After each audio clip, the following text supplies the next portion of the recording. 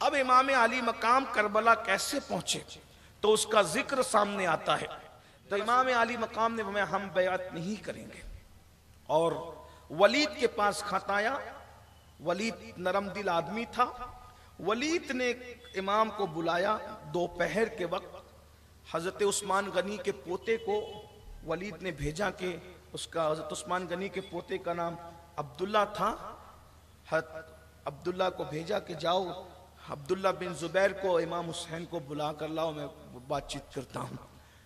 تو دوپہر کا وقت تھا. دونوں نے بات کی کہ یہ دوپہر کے وقت تو ولید کسی سے ملتا نہیں ہے لیکن ہمیں کیوں بلا رہے. تو کہا کہ شاید جو ہے وہ ہمارے بادشاہ کا انتقال ہو گیا ہو, ایسا ہی لگتا ہے, حضرت دنیا میں نہ رہے ہو اور یزید بادشاہ بن بیٹھا ہو تو کچھ نہ کچھ گڑبڑ ہے. عبداللہ بن زبیر نے کہا میں تو نہیں جاؤں گا.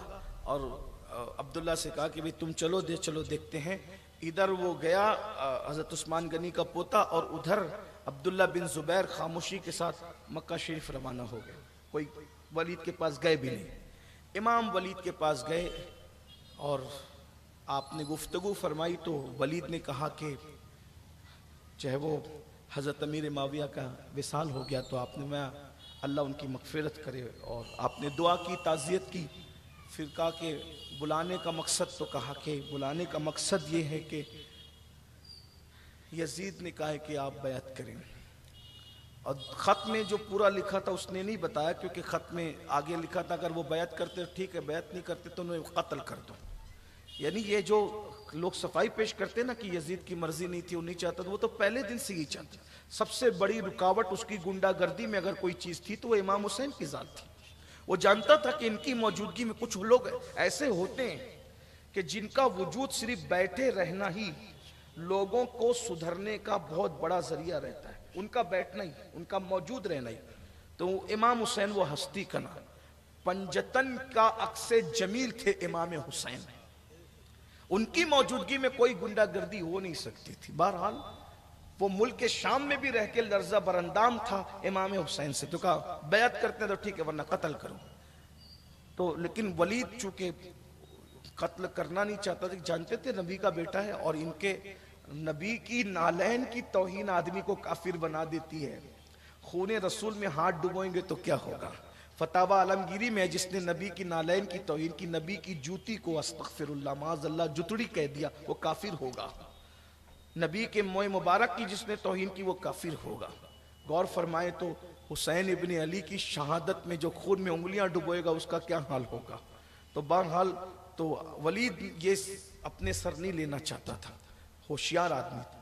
اس نے کہا ٹھیک ہے آپ بیعت کر لیں. تو آپ نے فرمایا میرے جیسا آدمی ایسے چھپ کے بیعت نہیں کرے گا, آپ اعلان کرو باہر پھر بات ہوگی.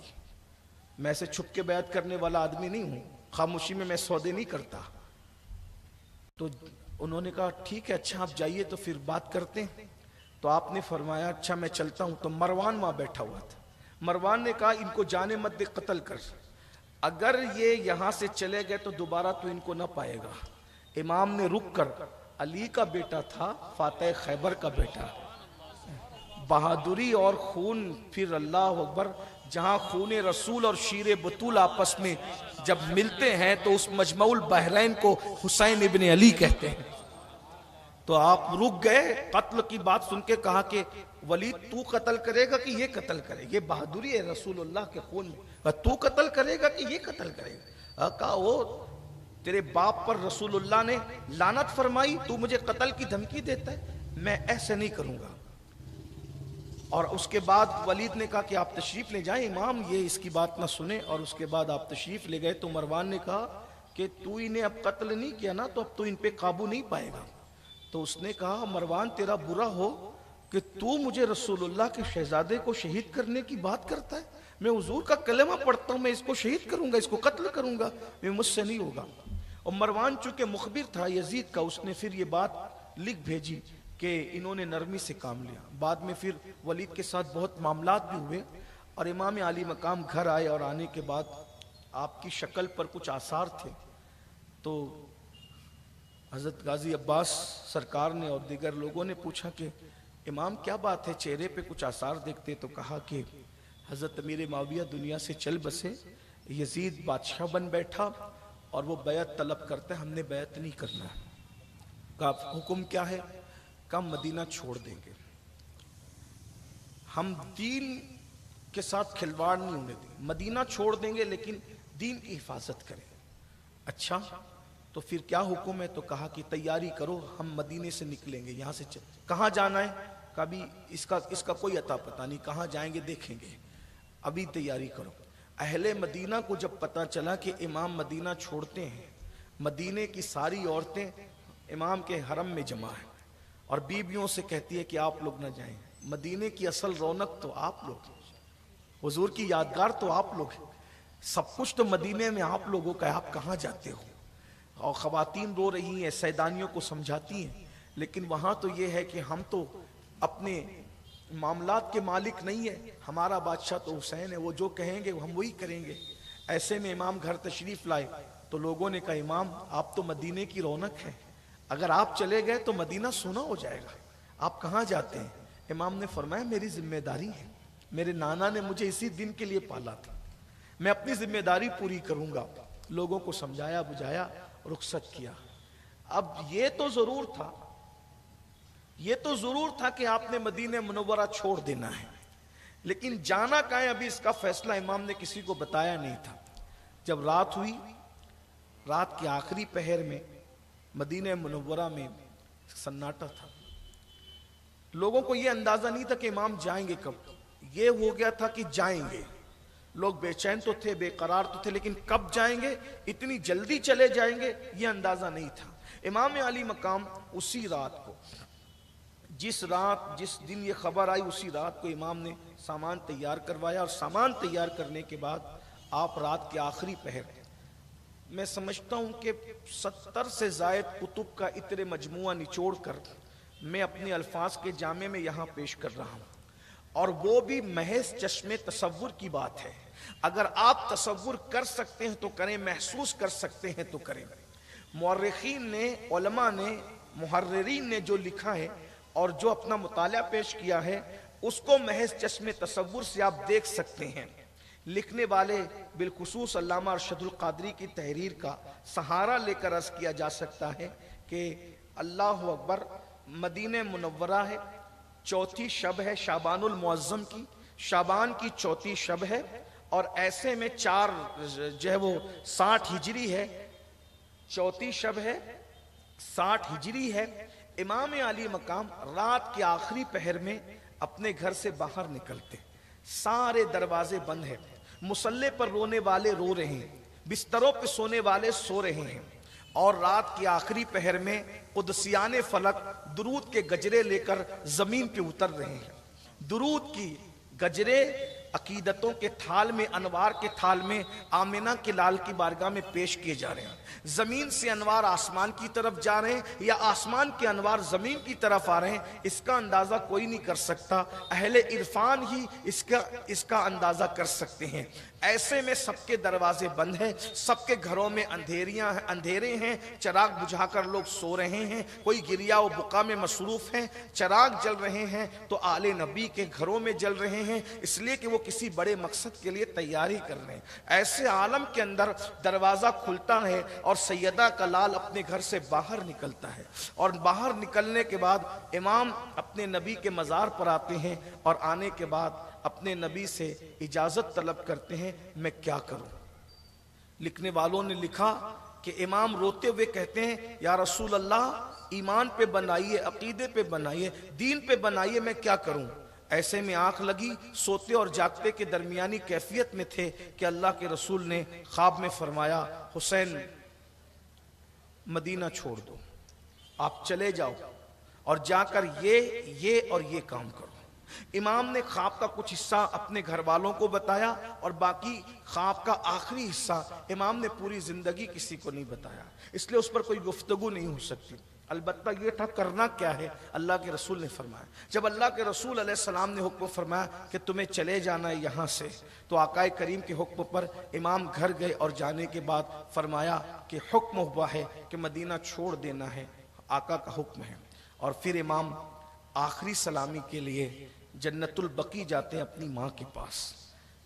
जो लोग मदीने मुनव्वरा गए हैं वो इस चीज को महसूस करेंगे। 5 दिन, 8 दिन, 10 दिन, 15 दिन जो मदीने तैयबा में रहते हैं और जब मदीने मुनव्वरा से वो अपने वतन की तरफ आते हैं तो उनके दिल की कैफियत क्या होती है वो अच्छी तरह जानते हैं। उस्ताद ज़मन मौलाना हसन बरेलवी ने बहुत खूबसूरत उसकी तर्जुमानी की है। मर के जीते हैं जो जाते हैं मदीने को हसन, जी के मरते हैं जो आते हैं मदीना छोड़कर। ये वो लोगों का मदीना छोड़ना है जो मदीने में 5 दिन, 8 दिन, 10 दिन, 15 दिन, महीना रहते हैं, जिसका सब कुछ मदीने मुनव्वरा में था, जिसने आंखें खोली थी तो मदीने मुनव्वरा में, जिसकी माँ का मज़ार भी मदीने मुनव्वरा में था, जिसके बड़े भाई का मज़ार भी मदीने मुनव्वरा में था, जिसकी नानियाँ भी मदीने मुनव्वरा में थी, जिसका नाना भी मदीने मुनव्वरा में था, जिसकी दादी भी मदीने मुनव्वरा में थी, हाँ, जिसका सब कुछ मदीने मुनव्वरा में था, वो पैदाइशी मदनी था। मदीने मुनव्वरा ही में उसे घुट्टी दी गई थी, मदीने मुनव्वरा ही में उसे कंधों पे उठाया गया था, मदीने मुनव्वरा ही में उसकी शादी भी हुई थी, मदीने मुनव्वरा में भी उसका चलना फिरना था। आज मदीने का अस्ल वारिस रसूलुल्लाह का अस्ल जानशीन, अपने ज़माने का, अपने दौर का और अपने दौर के बाद क़यामत तक हर दौर का रसूलुल्लाह का अस्ल तरीन जानशीन, अपनी माँ से आखिरी मुलाकात यानी माँ के मज़ार पर सलाम करने के लिए जब बकी शरीफ में आता है, तसव्वुर करने वाले तसव्वुर कर सकते हैं, अहले इरफान ये बातें करते हैं, जन्नतुल बकी में एक सन्नाटा था और सांसों की आवाज़ भी सुनी जा सकती थी। ऐसे में सैयदा का लाल लात के आखिरी पहर में अपनी माँ की कब्र पर आकर अपनी माँ को आखिरी सलाम करता है। जज्बात का तलातुम क्या था ये तो मौला हुसैन ही जाने, बस इतना जानते हैं कि मेरे इमाम ने माँ को सलाम किया, खुदा जाने सैयदा के मज़ार में क्या कैफियत हुई होगी। मेरे इमाम ने अपनी अम्मी से कहा होगा, माँ जिस बेटे को आपने दूध जिस मकसद के लिए पिलाया था, आज आपका वो बेटा हमेशा के लिए मदीने को छोड़कर उसी मकसद के लिए जा रहा है। माँ लोगों को तो ये कह के जाना है कि मैं कहीं जा रहा हूँ, लेकिन असल बात तो यही है मैं करबला जा रहा हूँ। माँ मैं जा रहा हूँ लेकिन दोबारा फिर कभी लौट के नहीं आऊँगा। आपकी हमारी मुलाकात मैदान महशर में होगी। माँ मैं जा तो रहा हूँ लेकिन दुआ कर दो, जिस बेटे के साथ माँ की दुआएं होती है वो बेटा कभी भी शिकस्त खुर्दा नहीं होता बल्कि वो कामयाब होता है। माँ दुआ करो कि जब अली अकबर के सीने पे घोड़े दौड़ रहे हों तो तुम्हारा हुसैन ज़मीर का सौदा न करे। जब अली असगर मेरे बाहों में दम तोड़ रहा हो उस वक्त माँ मैं अपने जादे मुस्तकीम से हटने के लिए तसव्वुर भी न कर सकूं। माँ मेरी इस्तिकामत के लिए दुआ करना। माँ मैं जाता हूँ, माँ मैं फिर कभी वापस नहीं लौटूंगा मदीने की तरफ। किस तरीके से कहा होगा और क्या क्या अर्जियां पेश की होगी और जो जज्बात का तलातुम किन बुलंदियों पर होगा ये तो मेरा मौला हुसैन ही जाने। लेकिन अहले दिल ने हमें सीना बसीना जो बातें मुंतकिल की वो इतना ही है कि जब इमाम ये अर्जियां पेश कर रहे थे तो ऐसा लगता था जैसे फरिश्तों की चीखें निकल रही हैं।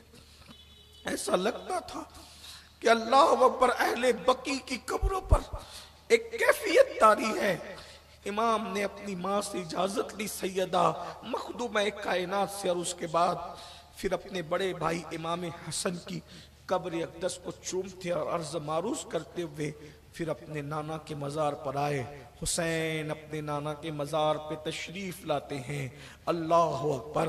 एक दिन वो था, एक दिन वो जिस दिन अल्लाह के रसूल आए थे तो सनियतुल वदा में ये आवाज़ गूंज रही थी, तलअल बद्रु अलैना मिन सनियातिल वदाई वजबा शुक्र अलैना मा दआ लिल्लाहि दाई। मदीने मुनव्वरा में सबसे ज़्यादा खुशी का दिन था वो दिन था जब अल्लाह के रसूल रबीउल अव्वल की 12 तारीख को पीर के दिन अल्लाह अकबर मेरे आका मदीने मुनव्वरा में कदम रंजा हुए थे।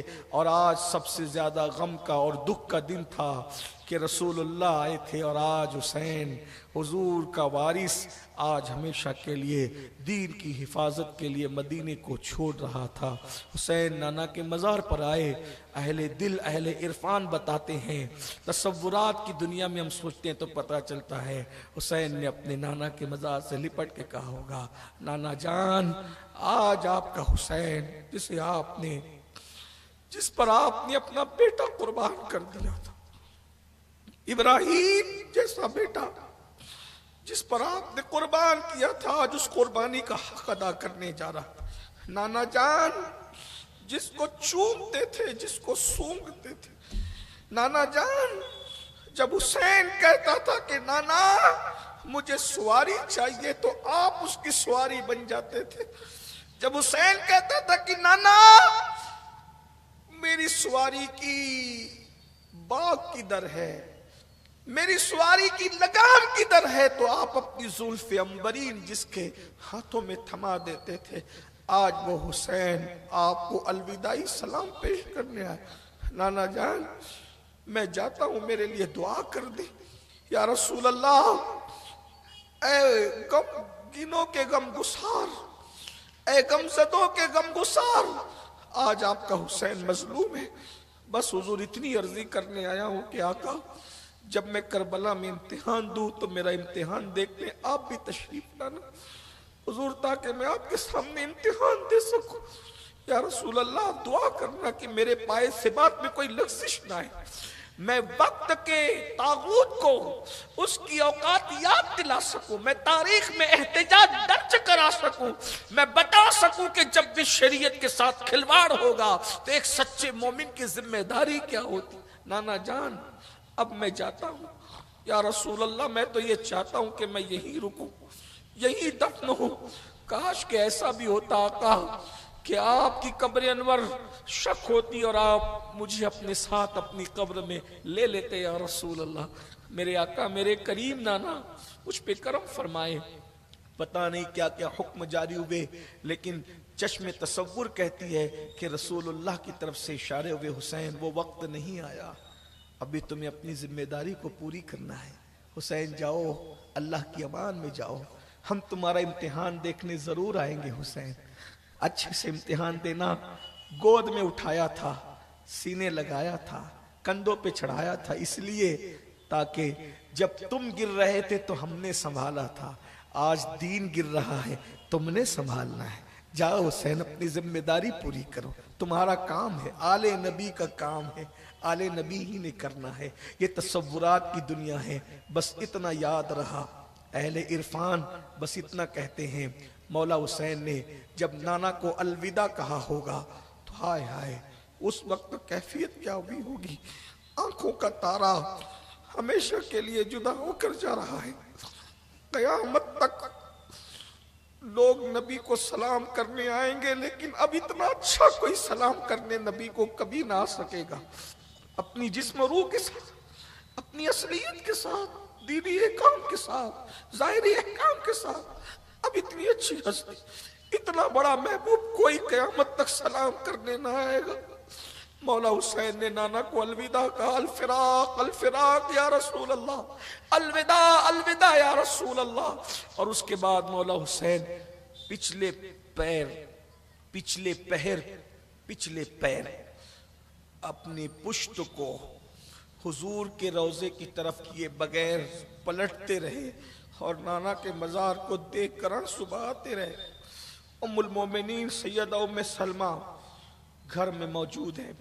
حضور کی ازواج میں ام المومنین ام سلمہ صرف ایک بچی ہوئی ہے، باقی ساری حضور کی بیویاں پردہ فرما چکی ہیں۔ ام سلمہ کہتی ہے میرے لال مدینہ سونا کر رہے ہیں، مدینہ چھوڑ کے جا رہے ہیں۔ کہا امی جان نانا کا حکم ہے، میں نے دین بچانے کے لیے جانا ہے۔ اللہ اکبر۔ ام المومنین نے کہا اگر ایسی بات ہے تو ایک کام کرو، بیویاں چھوڑ کے جاؤ، بچے چھوڑ کے جاؤ، تم لوگ مرد چلے جاؤ۔ عرض کی امی جان نہیں، مجھے یہ حکم ہے کہ میں بیویوں کے ساتھ جاؤں، انہیں بھی قربانی دینا ہے۔ ام المومنین نے فرمایا بیٹا وہ کربلا کی مٹی تو میرے پاس ہے، تمہارے نانا نے کہا تھا کہ جب یہ سرخ ہو جائے تو سمجھ جانا کہ میرا بیٹا کربلا میں شہید ہو. کہاں جا رہے ہو؟ ام المومنین سے کہا فی الحال تو مکہ جا رہا ہوں. ام المومنین نے کہا نہیں، تم مکہ نہیں جا رہے ہو، تم کربلا جاؤ. تمہارے نانا نے مجھے یہی بتایا تھا، تمہارے نانا نے یہی نشانی بتائی تھی. تم فی الحال کربلا کا قصد، تم فی الحال مکے کا قصد کرو، لیکن اصل تم کربلا جا رہے ہو. حسین اللہ تمہاری حفاظت کرے. اب امام جو ہے گھر میں آتے تو گھر میں ایک کوہرام مچا ہوا ہے. ایک کوہرام ہے. کوہرام کیا تھا؟ سامان بند رہے تھے، سواریاں کھڑی تھی، کجاوے کسے جا رہے تھے. کوئی روتا ہے اس کو تسلی دینا، کوئی بھی لگتا ہے اس کو سمجھانا. امتحان پہ امتحان ہے، قدم قدم پہ امتحان ہے. لکھنے والوں نے یہاں تک لکھا 7 سال کی بچی سیدہ سکینہ کو ساتھ لے جانا ہے. 1 مہینے کا بچہ جس کی صرف 1 مہینے کی فی الحال عمر ہے، اس علی اصغر کو بھی ساتھ لے جانا ہے. 18 سال کا بیٹا اس کو ساتھ لے جانا ہے. 19 سال کا بھتیجا اس کو ساتھ. اس طریقے سے تقریباً گھر کے مردوں میں 14 یا 19 لوگوں کو ساتھ لے جانا ہے. بیویاں ہیں، بیویوں کو ساتھ لے جانا ہے. لیکن ساتھ جن جن کو جانا تھا ان میں ایک نام نہیں تھا. وہ نام تھا میرے مولا کی 10 سال کی شہزادی سیدہ بی بی سغرا کا. سغرا کا نام نہیں تھا کیونکہ اس دن سغرا علیل تھی، بیمار تھی. ان کو فاطمہ سغرا کہا گیا. محققین نے الگ الگ تحقیق کی ہے. بعض لوگوں نے انکار کیا، لیکن بہت سے لوگوں نے لکھا کہ سیدہ سغرا کربلا نہیں گئی اس لیے کہ وہ بیمار تھی. سیدہ سغرا بیمار تھی. سیدہ کو اٹھایا، سینے سے لگایا. سیدہ سغرا نے کہا بابا سب جا رہے ہیں، مجھے اکیلے چھوڑ کر. بابا میں بھی چلوں گی. میں بیٹا تم بیمار ہو، فی الحال ہم مکہ جا رہے ہیں، جب تم اچھی ہو جاؤ گی ہمیں خط لکھنا، میں تمہارے بھیا علی اکبر کو بھیج کر تمہیں بلا لوں گا. یہ سیدہ سغرا حضرت علی اکبر کی سگی بہن ہے. حضرت علی اکبر کی سگی بہن ہے سیدہ سغرا. تو کہا کہ علی اکبر تمہارے بھائی کو بھیجوں گا اور ان کے ذریعے سے وہ بلا لوں گا تمہیں، ہم جہاں رہیں گے، تم صبر کرو. کہا بابا کس نے کہا میں بیمار ہوں؟ کوشش کی کہ میں اپنے باپ کے سامنے یہ ثابت کروں کہ میں بیمار نہیں ہوں. تھوڑا سا بخار ہے بابا، وہ بھی چلوں گی تو تیز دوڑوں گی تو ختم ہو جائے گا، آپ مجھے ساتھ لے چلیں بابا. سواریاں اگر کم ہو تو میں تمہیں ستاؤں گی نہیں، مجھے پیدل بھی چلنا پڑے تو میں پیدل چل پڑوں گی. اگر آپ کے پاس سواریوں کی کمی ہو تو مجھے لے کر چلیں، میں پیدل چلوں گی. کہا بیٹی ایسی بات نہیں، تم بیمار ہو، تم چل نہیں سکتی. کہا کہ بابا میں بہت کام کروں گی آپ لوگوں کے، مجھے ساتھ. جو بھی ایک بیٹی کہہ سکتی تھی. یہ تو ایک تصورات کی دنیا ہے، حقائق کون کیا بتائے، کربلا کی حقیقت کون بیان کر سکتا ہے. ایک باپ اور بیٹی کا مکالمہ ایک تصورات کی دنیا میں محض چشم تصور سے ہم سوچتے ہیں تو کیا کیا باتیں سامنے آ سکتی ہوگی. میں تو علی اصغر کا جھولا بھی جھلانے میں کام آؤں گی، میں تو کھانے بھی بناؤں گی، میں تو کام بھی آؤں گی.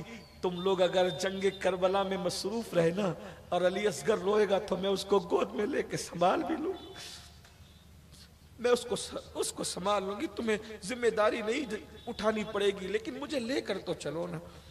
مولا اپنی شہزادی کو گود میں لے کے سر چومتے ہیں، تسلیاں دیتے ہیں، کیونکہ خاندان نبوت میں بیٹی کی بڑی اہمیت ہے. خاندان نبوت بیٹی کو بہت چاہتا ہے. اسلام میں بیٹی کی بڑی اہمیت ہے.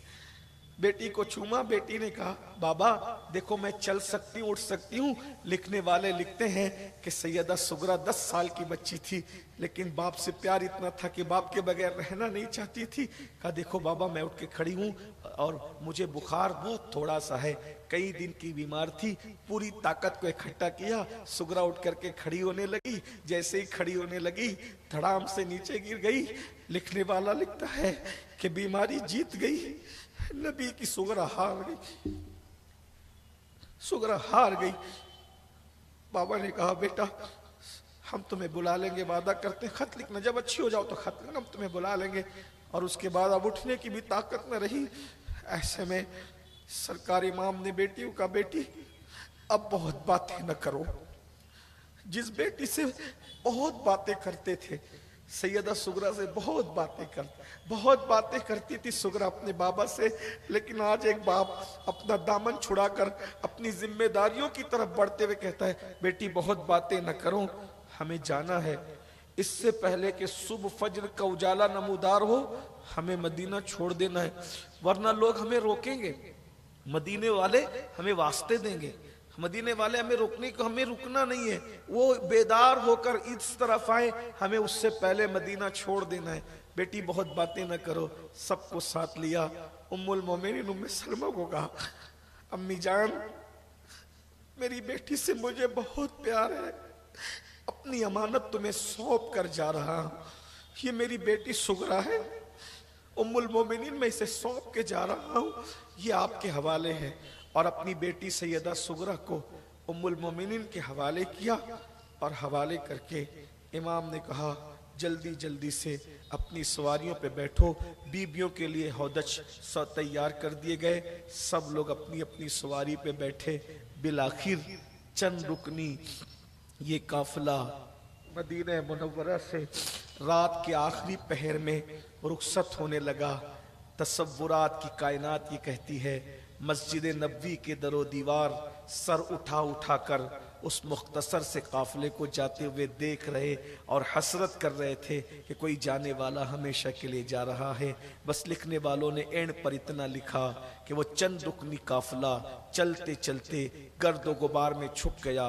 मस्जिद नबवी के दरो दीवार सर उठाकर देखते रहे, बिलाखिर वो काफिला गर्द गुबार में गुम हो गया। और मदीने का असल वारिस, अपने ज़माने का रसूलुल्लाह का असल जानशीन हमेशा के लिए मदीना छोड़कर मदीनतुर रसूल से कूच कर गया। और उसके बाद जब सुबह हुई, लोगों ने तलाश किया तो पता चला कि इमाम मदीने से तशरीफ़ ले गए। बिलाखिर इमाम 4 शाबान को मदीने मुनव्वरा से निकले और आप रमज़ानुल मुबारक की शुरुआत से पहले पहले मक्कतुल मुकर्रमा पहुँच गए। मक्कतुल मुकर्रमा पहुँचे तो वहाँ पर कूफियों को पता चला कि इमाम ने यजीद की बैत नहीं की है और इमाम जो है मक्का शरीफ आ गए हैं। तो उन्होंने ख़त लिखना शुरू किए, आप हमारे यहाँ आ जाइए, आप हमारे यहाँ आइए, आप हमारे यहाँ आइए। इमाम ने कूफा जाने की तैयारी की। जब कूफा जाने की तैयारी की तो हज़रत अब्दुल्ला इब्न अब्बास, अब्दुल्ला इब्न ज़ुबैर और अकाबिर सहाबा ने कहा, कूफा वालों ने आपके अब्बा के साथ धोखा किया, आपके बड़े भाई के साथ धोखा किया, आपके साथ भी धोखा करेंगे, आप कूफा न जाएं। इमाम ने फरमाया, ये उनका ख़त देखो। 150 ख़त में एक ख़त पढ़ाया उनको। वो ख़त में ये था, इमाम अगर आप हमारे पास नहीं आएंगे, हम तागूत और जालिम बादशाह के हाथ पे बैत कर लेंगे, जो शरीयत का मजाक उड़ाता है, दीन का मजाक उड़ाता है। इमाम हम फिर जो है वो क़यामत में अल्लाह से शिकायत करेंगे कि हम तो मौला तेरे नबी के नवासे को बुलाते रहे, मगर उसको शरीयत से ज़्यादा जान प्यारी थी, इसलिए वो नहीं आया। हमने मजबूरन एक जालिम जाबिर और शरीयत का मजाक उड़ाने वाले मस्खरे के हाथ पे बैत कर ली, फिर आप अल्लाह को जवाब दीजिएगा। इमाम ने इब्न अब्बास के सामने वो ख़त दिया और ख़त देकर फरमाया, अगर मैं नहीं जाता हूँ तो दीन का क्या बनेगा, इसलिए मुझे जाना होगा। अब्दुल्ला इब्न अब्बास ने कहा, अगर ऐसी बात है, जाने का अज़्म मुसम्मम है, पक्का इरादा है, आप ज़रूर जाएं, लेकिन एक बात है, आप अपने जाने से पहले आप अपने किसी मोतमद को जिस पर आप एतमाद करते हो आप भेजिए, वो पहुँचे, हालात साजगार हों, ख़त लिख के फिर आप तशरीफ़ ले जाएं, ऐसे आप न जाएं। तो आपके बहनवई थे, आपके बहनवई भी थे और आपके चचा के बेटे भी थे। हज़रत मुस्लिम इब्न अकील, इमाम हुसैन की एक बहन जो मौला अली की दूसरी बीवियों से जो बच्चियां हुई थी, मौला अली को कई बेटियां थी, तकरीबन 17 से ज़्यादा बेटियां बताई जाती है मौला अली की, उनमें से एक बेटी हज़रत मुस्लिम इब्न अकील को दी हुई थी। तो ये बहनवई भी थे और चचाजाद भाई भी थे और बड़े मोतमद थे, बड़ा प्यार था इनमें आपस में। मुस्लिम बिन अकील को आपने रवाना किया। इस रिश्ते से भी हज़रत मोहम्मद और इब्राहीम इमाम हुसैन के भांजे भी लगते, شاید آپ نے اس سے پہلے یہ گفتگو نہیں سنی ہوگی، یہ کہ محمد اور ابراہیم یہ امام حسین کے رشتے میں بھتیجے بھی لگتے ہیں اور بھانجے بھی لگتے ہیں، مسلم ابن عقیل کے بیٹے ہیں۔ ہاں، یہ آپ کے ذہن میں ہونا چاہیے۔ تو پھر حضرت مسلم بن عقیل جو ہے وہ تشریف لے گئے کوفہ۔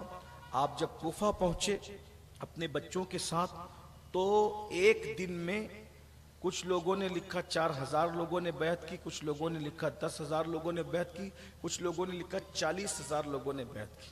جب یہ منظر دیکھا کوفہ والوں نے، تو جو یزید کے جاسوس تھے انہوں نے یزید کو خط لکھا کہ حضرت نعمان بن بشیر صحابی رسول امام حسین کے نمائندے کے ساتھ نرمی کرتے ہیں، اور کوفہ تمہارے ہاتھ سے نکلتا ہے، لوگ ان کے ہاتھ پہ بیعت کرتے ہیں، اس لیے اگر تو اپنی حکومت بچانا چاہتا ہے تو نعمان بن بشیر کو یہاں سے ہٹا اور جلدی سے اپنا کوئی سخت نمائندہ بھیج۔